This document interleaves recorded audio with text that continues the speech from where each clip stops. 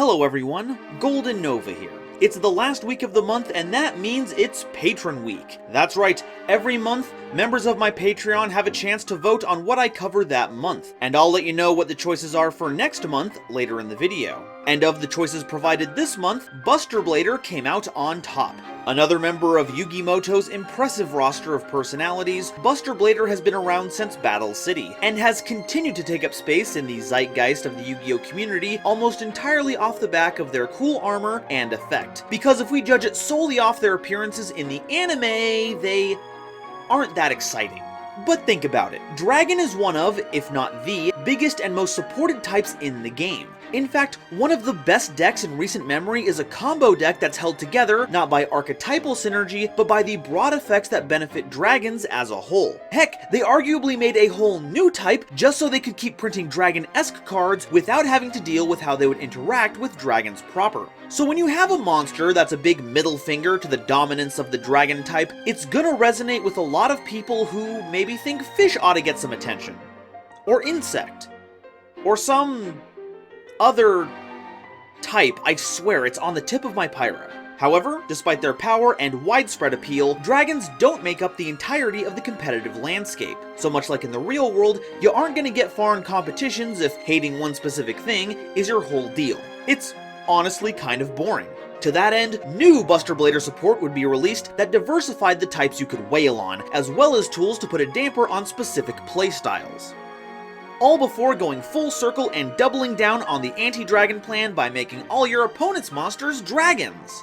I think they might have walked away with the wrong message on this. And what makes it worse is that it's actually good? Like, unironically, full stop, Buster Blader has some bafflingly powerful plays that lock your opponent out of the game one turn before OTKing them the next, and now it's time they got their time in the spotlight. We'll go through our trophy room to reminisce about the glory days, upgrade our gear so we can go monster hunting, then see which of our spoils we can use to make that gear even better. It's time to carve in to Buster Blader.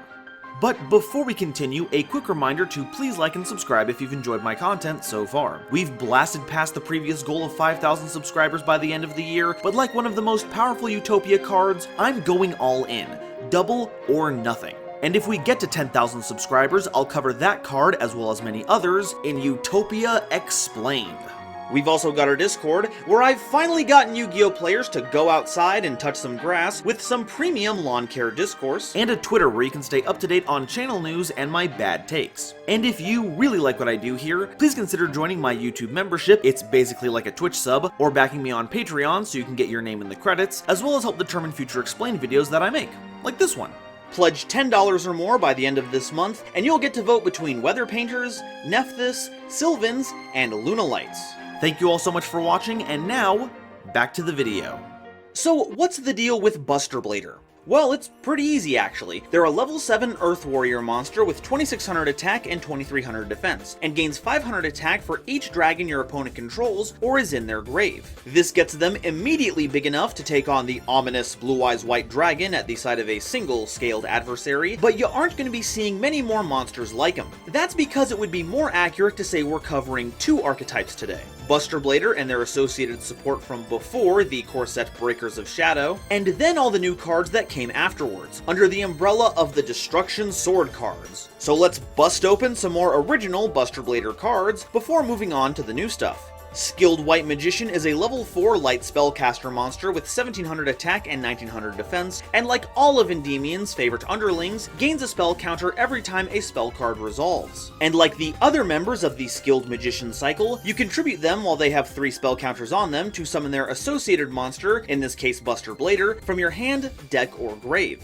Not necessarily worth considering for deck building purposes, but from a world building perspective, this card is fascinating. I'm sure we'll get into this again sometime in the future, but this isn't some kind of generic spell energy. No, Skilled White Magician is covered in Endymion brand Power Stones. So if the Skilled Magicians are all part of the Magical Cities world, that means cards like Buster Blader, Summon Skull, Gaia the Fierce Knight, and the iconic Dark Magician share the same landscape as Endymion and Alistair. Why don't we have a master guide that explains that yet? Emblem of Dragon Destroyer is a normal spell that grabs you Buster Blader from your deck or grave. It's just a very specific tutor that helps put a big level 7 dingus in your hand, but doesn't do much else to deploy them, which is rather emblematic of the issues with older card design. Miracle Restoring is a bit more helpful. It's a normal trap that removes 2 spell counters from your side of the field, then has you targeting a Dark Magician or Buster Blader in your grave and special summoning it. There we go again with the spell counters. What is the deal here? They're not a spellcaster, so what are they used for? Crafting? Enchanting? Do they spend it as currency? I need answers. This will likely come up again when we cover Dark Magician, but I certainly couldn't pass up the opportunity to talk about Dark Paladin. They're a level 8 Dark Spellcaster fusion monster with 2900 attack and 2400 defense, requiring Dark Magician and Buster Blader as material. They must be fusion summoned, and when a spell card is activated, you can discard a card to negate and destroy it, though Dark Paladin does have to be face up on the field to activate and resolve that effect. It's also inherited Buster Blader's Dragon-reliant attack boost, but the twist here is that it counts both players' field and grave, so if you build your deck right, they can still skyrocket in attack without having to rely on your opponent. Now, if anything about this card feels strangely familiar, from the artwork to the effect, then try squinting your eyes and try to remember the most frustrating, abysmal duel you've ever been in.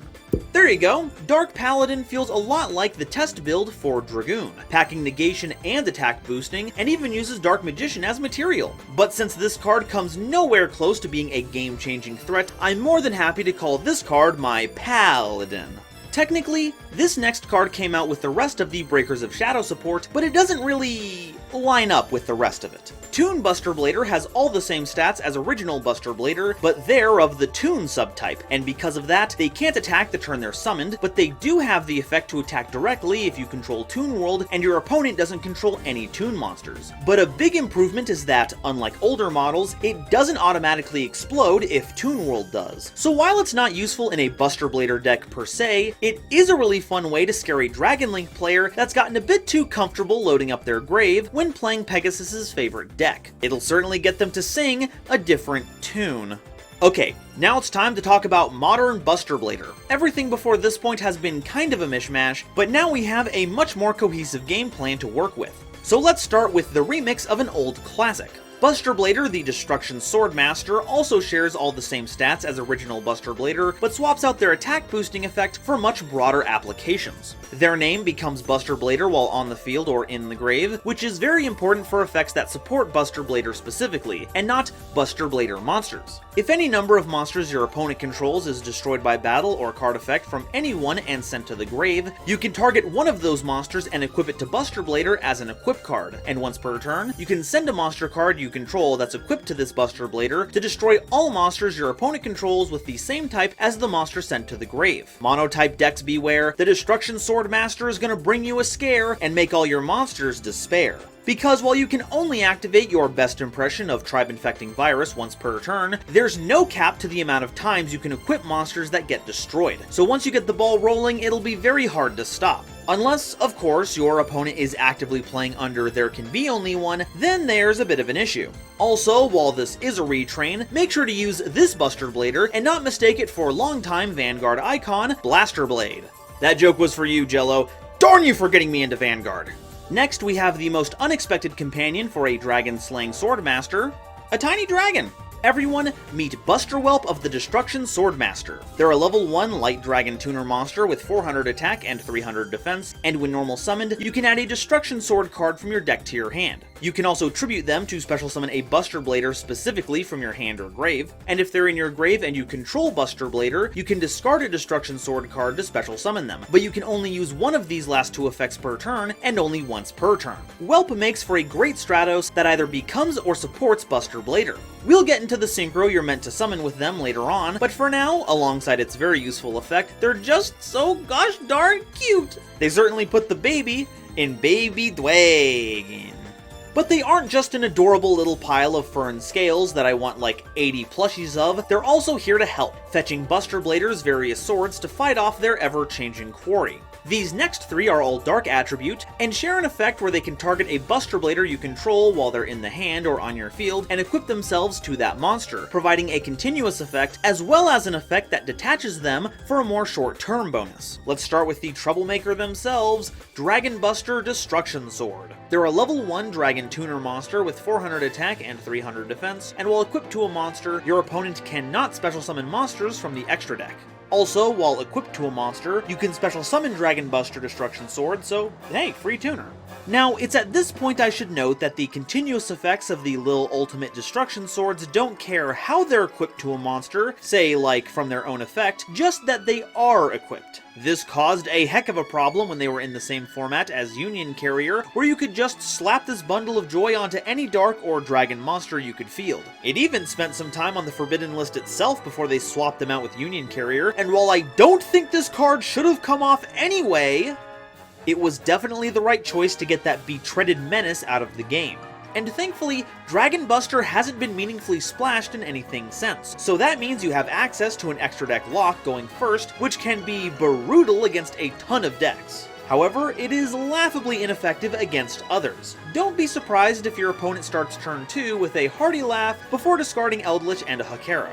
Wizard Buster Destruction Sword is a level 3 spellcaster monster with 1200 attack and 900 defense. While equipped to a monster, monsters in your opponent's grave cannot activate their effects, and you can send them to the grave as an equipped card to target a Destruction Sword monster in your grave except another copy of itself, and add it to your hand. Being able to recycle your cards is always a nice option, but I'd like to draw attention to the first effect, because while it's not explicitly stated, I'd like to think that this card and the next one were made as explicit counters to popular strategies at the time. For instance, it's an anti-wizard or spellcaster card, and a big spellcaster deck that was doing nicely at the time was Shadal's. If Wizard Buster was active and your opponent threw 2 material from their deck to the grave with something like Shadal Fusion, then they'd still get to summon the fusion monster, but get no value from the monster sent to the grave as material. And, it should be noted, the dual swords in the art have the Endymion brand Power Stones, which makes it pretty canon that Buster Blader is in the same universe as Alistair and the Magistus, and I have got to change the subject before this turns into an entirely different video. Robot Buster Destruction Sword is a level 4 machine monster with 1600 attack and 1200 defense. When equipped to a monster, spells and traps that are already face up on your opponent's side of the field cannot activate their effects. You can also send them to the grave while they're an equipped card to grant the monster it was equipped to 1000 attack until the end of the turn. A nifty little attack boost, though it does feel a little out of place, considering this is the deck with a boss monster that's meant to get enormous all on its own effect. But enough stalling to give you all the time to guess what Robot Buster is referencing, it's Clifford's. The wording is very specific here, stopping spells and traps that are already face up on the field. So normal spells and traps are fine, and even activating a continuous traps effect as part of activating the card is clear. But if you don't have an on-activation effect, then you're locked out. No more paying 8 to search a Klee with Scout, no activating Hidden City to flip up a Guru, and certainly no paying 8 to search an Eldritch with Cursed Eldland. Though, it doesn't negate the effects of spells and traps already on the field, so it's not going to be of any help against floodgates like Rivalry of Warlords and Mystic Mine. But I guess that just shows their camaraderie. This deck already has its fair share of in-engine floodgates, so I think it's like a solidarity thing. That's it for our main deck monsters, but now it's time for the big payoffs, the extra deck. Let's start with the synchro I was going on about earlier, Buster Dragon. They're a level 8 Dark Dragon monster with 1200 attack and 2800 defense, requiring generic material. It turns all of your opponent's monsters into dragons, and once per turn, if you don't control any Buster Blader monster, you can target a monster named Buster Blader in your grave and special summon it. And that's not all, because as a quick effect during your opponent's turn, you can target a Buster Blader monster you control and equip it with any Destruction Sword monster from your grave. So we've got a pretty nifty play sequence here. Find a way to get Buster Blader onto the board, perhaps by attributing Buster Whelp, then equip them with Dragon Buster Destruction Sword, which you can then special summon to give you the material you need to synchro Buster Dragon. Then, you use said dragon to revive Buster Blader, and on your opponent's turn, you just snap the Dragon Buster Sword onto that Buster Blader, and you've locked out your opponent's extra. It's unfortunately a bit difficult to accomplish. Buster Whelp's normal summon effect can search you the Destruction Sword version of Buster Blader, but can't special summon it out of your hand. but there are a ton of discard outlets in the theme, so you'll probably find a way to vent them sooner or later so they can become a valid target. And once they're in circulation, Buster Dragon is a great way to keep your game plan online, while attaching floodgates is needed to really bust your opponent's chops. And they're even more effective when paired with Buster Blader, the Dragon Destroyer Swordsman. They're a level 8 Light Warrior fusion monster with 2800 attack and 2500 defense, requiring Buster Blader and any dragon monster as fusion material. They must be fusion summoned and cannot be summoned by other ways. They also can't attack directly.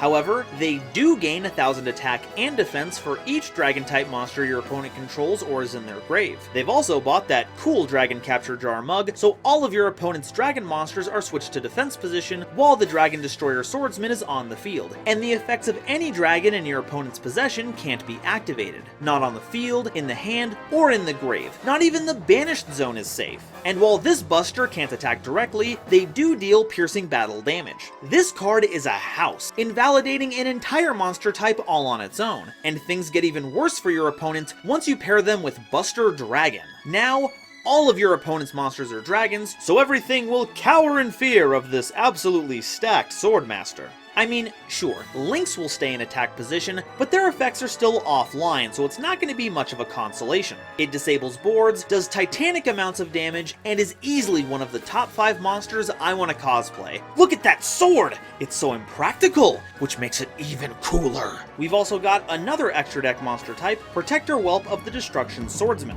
They're a Link 2 Light Dragon monster with 400 attack, requiring any 2 monsters as material. If Link summoned, you can send a Destruction Sword card from your deck to the grave, then you can special summon a Buster Blader monster from your hand, which is great, because this means you can summon the Destruction Swordmaster version of Buster Blader with this. We've also got some great grave effects we can utilize with the cards we'll be sending with the first part of the effect. Also, as a bit of a bonus, during the end of your battle phase, if your opponent controls no monsters, you can target a Buster Blader monster you control that didn't declare an attack this turn, and burn your opponent for damage equal to that Buster Blader's attack. This is in place to keep your opponent from just not committing monsters to the board against your Buster Blader fusion to stall out. Since it can't attack directly, a good strategy might have been to not summon anything until you had enough resources to retaliate. But with Protector Whelp, that's no longer an option, essentially granting it the ability to attack directly with that ginormous attack stat. And since it activates at the end of the battle phase, it occupies a space in the game I like to call the Gladiator Beast Zone, and any effect that happens then is alright by me. Okay, that's all the monsters, now it's time for the spells and traps, and I can't think of a better one to start with than the one that helps get us into our biggest, most busty of bladers, than Destruction Swordsman Fusion. It's a quick play spell that can fusion summon any fusion monster from your extra deck that lists Buster Blader as material, using monsters from your hand or either side of the field as material. Also, if Destruction Swordsman Fusion is in your grave, you can send a card from your hand to the grave to add it to your hand. So yeah, get Buster Dragon onto the field, and this turns into a super polymerization that can use any of your opponent's monsters. You could also use this to make Dark Paladin, so if you just so happen to fall into the Dark Magician matchup at your next tournament, you'll be well prepared.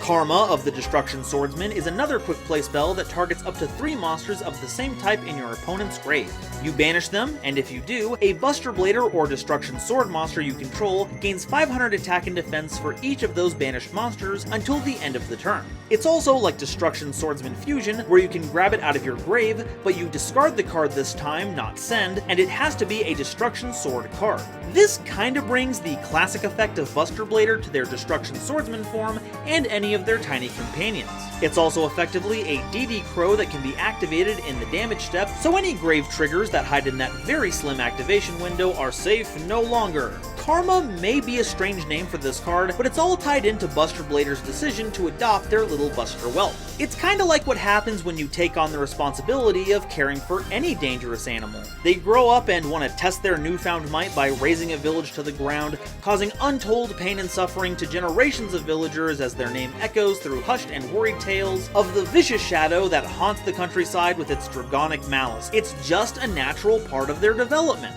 Prologue of the Destruction Sword is a normal trap that has you sending a Buster Blader monster and a Destruction Sword card, except another copy of itself, from your deck to the grave to special summon a Buster Dragon from your extra deck or grave, but it's destroyed during the end phase of the next turn. You can also banish Prologue from your grave to prevent the destruction of your Destruction Sword cards by battle or card effect for that turn. So hey, you ever worry about not being able to get the materials on board to make Buster Dragon? No worries, Prologue does it for you. And since it can revive all of the component parts that you sent to the grave, you can set things up to make a Buster Dragon that'll stick around longer than the Prologue version. Or heck, just spring this on your opponent while you have a Fusion Buster Blader to defang a board out of nowhere. Which sounds a bit too much like a Rising action to be put into a story's prologue, but maybe they're going for some experimental storytelling. Destruction Sword Memories is another normal trap that has you discarding a Destruction Sword card to special summon a Buster Blader monster from your deck. You can also banish it from your grave to fusion summon Buster Blader, the dragon-destroying swordsman, from your extra deck by banishing fusion material from your grave. Remember when I said you could send some wacky stuff to the grave with Protector Whelp? Well, this is one of them. Combined with Prologue sending all the necessary material for Fusion Buster Blader, and you've got yourself a full Monster Zone lock that puts 2 massive monsters on board. And you can also use it for its regular effect to get a nifty Buster Blader, but that resolves as a -1, and the grave effect is a Miracle Fusion for the sweetest suit of power armor I've ever seen while having no impact on your card economy. And if I remember correctly, that seems like the better deal. Destruction Sword Flash is the ultimate finishing move at our disposal. If you control a fusion monster that lists Buster Blader as material, you can activate it to banish all of your opponent's monsters. Perfect for clearing the field for a big burn from Protector Whelp. Though it does suck that none of those monsters will help towards the attack boost of Fusion Buster Blader from the banished zone. Also, while it's in the grave, if any card or effect targets any number of Buster Blader monsters you control, you can banish Flash from your grave to negate and destroy that card. Whether you search it up with Buster Whelp to give your fusion a bit more oomph, or send it to the grave with Buster Whelp to keep your Buster Blader safe, Flash has your back in a number of different scenarios to keep your win condition going. Well, it did have your back. Ever since the new year though, Flash just hasn't been the same. So that's all the Buster Blader cards, but what do we do with them? Well, the game plan is pretty simple. Summon our big bosses, lock our opponent out of stuff, punch big for game. We're all in on control, which is great because our big boss has all the attack power we need to close out the game at a moment's notice, so every other card in our deck can be geared towards slowing our opponent down so they can't best the Blader. But what can we play to help them out? Well, if you don't mind playing some of the most powerful modern cards ever printed, and money is no object, the Dogmatica engine pairs perfectly with this deck. Binning Titaniclad with Nadir's Servant not only gives you access to that whole game plan, you're also getting a dragon into the grave to use for the fusion effect of Memories. And since you'll be able to do that on your opponent's turn, as long as you aren't under the lingering effects of Dogmatica Punishment, you can summon your most important monster on your opponent's turn. I want to say it's really strange that these two themes work together so well, but to be fair, it was hinted at in the lore. Buster Blader seems to team up with dragons anyway, and is already on good enough terms with spellcasters to get Power Stones, so it all lines up. Jack in the Hand makes for a nifty searcher in this deck. We've already got 2 level 1s in our deck by way of Buster Whelp and Dragon Buster, and while we no longer have access to powerful level 1 1-card combos like Blow Up Bulb and Jet Synchron, we do still have a ton of monsters that special summon themselves as free material, like Jester Confit, Tenny Adhara, or Bones Alone. It's no longer the no matter what you pick, I win type scenario, but your opponent isn't likely to know the matchup well enough to pick correctly. You could say they don't know Jack.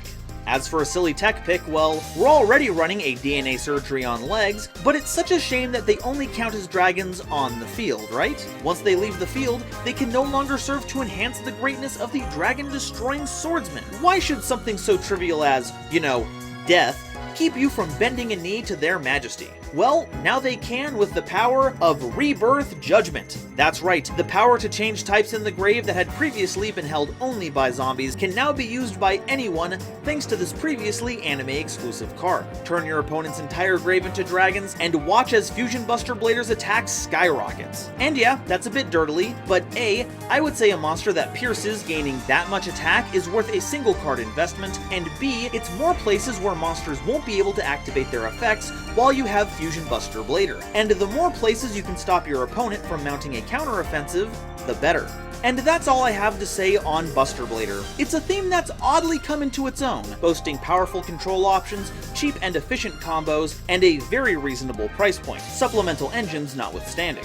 I think it goes to show that, much in contrast to the Face Card Knights, when Yugi's monsters are free to chart their own path, instead of being weighed down by legacy expectations, they can stand in the competitive ring with the best of them, using their incomparable attack power to overwhelm their opponent. But now, I want to hear what you all have to say. Do you agree that we've hunted down a good archetype, or are we gonna have to run this mission a few more times because this monster just won't drop a plate? Seriously, it's the last thing I need to complete this armor set, and I keep getting rubies for some reason, which are even rarer, and I don't understand why it just won't. Make sure to let me know in the comments, and if you haven't already, please make sure to like, subscribe, and share this video around. It really does a lot to help me out. I'd also like to take this time to thank my lovely patrons, including this month's illustrious Quasar Commander, J. Yuri Boy, as well as Nebula Navigators, the Wizard Moose, and the Fresh Prince of Conair, our Cosmic Crusaders, Chaz Ghost, Colin Todd, Panda PLS, Legendary Raven, and Shep Shao Shep, as well as the lovely Starlight Explorers you see on screen now. If you like what you saw and want to fund the future of this channel, please consider joining as a YouTube member. It's basically like a Twitch sub, or supporting me on Patreon, all of which come with some pretty sweet perks. Remember, join at the $10 tier by the end of July, and you'll be able to cast your vote for either Nephthys, Weather Painters, Sylvans, or Lunalights. And if my previous mention of the Face Card Knights intrigued you, follow this link to see more. Thank you all so much for watching, and I'll see you next time. Bye-bye.